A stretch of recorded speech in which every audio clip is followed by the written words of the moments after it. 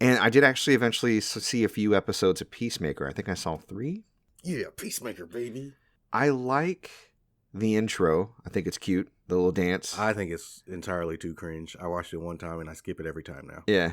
No, it's cringe, but it's cringe in like a, I don't know. Like you said, the way the theme they're trying to go with Peacemaker, the awkwardness, the vulnerability, like it just kind of it's encapsulated in that stupid intro because it is dumb, but that's why I like it. I enjoy some of the twists and turns and the new characters they're introducing and fleshing out that work for Amanda Waller. Some of it is cringe, like you said, but it's still interesting. But I did kind of taper off of the show, and I think the biggest issue that I have with the show, and that's kind of turned me off from it, is after a while, I would say 2 or 3 episodes in, I noticed there's a writing issue with the show. And this is something that can happen if you're not careful when you're writing multiple characters from the same person. I'm sure the show has a writing team. I have not looked at the credits, but everybody starts to sound the same. Everybody's sense of humor, their timing, their quips, their style. There's a lot of back and forth. There's a lot of Judd Apatow style. I don't even think it's improv. I think it's written into the script, but they just riff back and forth a bunch, and it's too much. Sometimes it is. It does get to be. It gets in the way of the plot and moving the scene forward, and the joke died a long time ago, but they keep it going. You know what I mean? Like, I love the setup. Like, just to give you an example, the neckbeard guy that works in the shadowy government organization group. I don't know what his name is. The guy that has glasses and a beard. Economist. Thank you, Economist. John Cena's character Peacemaker constantly calls him Dyebeard because he says you totally dye your beard. And the joke was funny when it first happened. And then they kept running it into the ground. And then they had this whole back and forth. Look, I don't dye my... And they just get really mad about it. It just went on too long. But then it led into what I thought was a really cool moment for Peacemaker where he's lying on his bed crying. Like, why do you keep making fun of his beard? You guys could be friends. You know? But I feel like they could get that across doing less. Like, less is more when it comes to comedic timing and writing and stuff like that. And I feel like they haven't found the rhythm. Yeah. I don't know if that changes. I mean, you've noticed it. Is that an issue that you think would persist for me throughout the series? I don't know, because like that joke in particular leads into some character growth for John Cena's character. Sure. So I feel like that's why they just keep...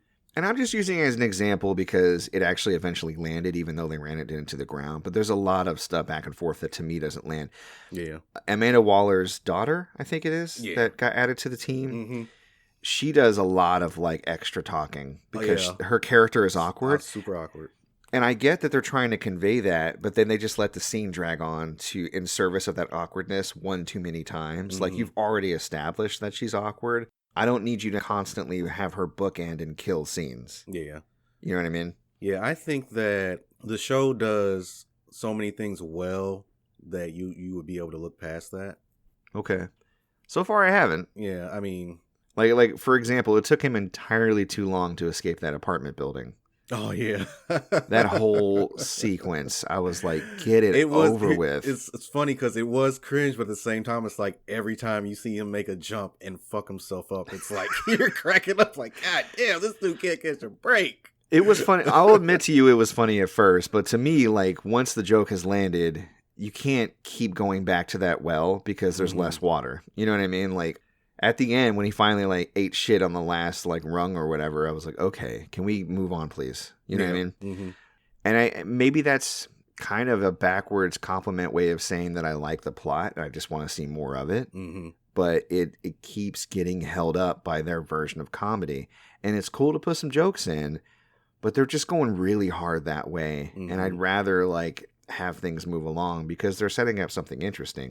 The fact that he ended up going home with a woman who was in league with the people he's trying to like take out or whatever. I was like, what is this? You know, like I wanted to know more about it. But I do like the action so far. Vigilante is the best. Yeah.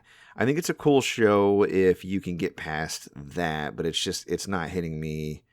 The writing and the dragging of the dialogue and the falling flat of the comedy, that's what's kind of really stopping me from enjoying it fully. So that's my personal opinion. okay. I try to stay consistent with my criticism so you know what to expect. Yeah. You're welcome to your own dumbass opinion. What he said. He said she's entitled to her own opinion. Her dumb fucking opinion. Your dumb fucking opinion. Okay. Thanks, John Cena. Right. Yeah. Dumb as it may be, I think it's valid. And I'm sure anybody that shares my sentiment, or like if you listen to the show and you largely agree with my opinions on things, then just know that that's what you're getting yourself into.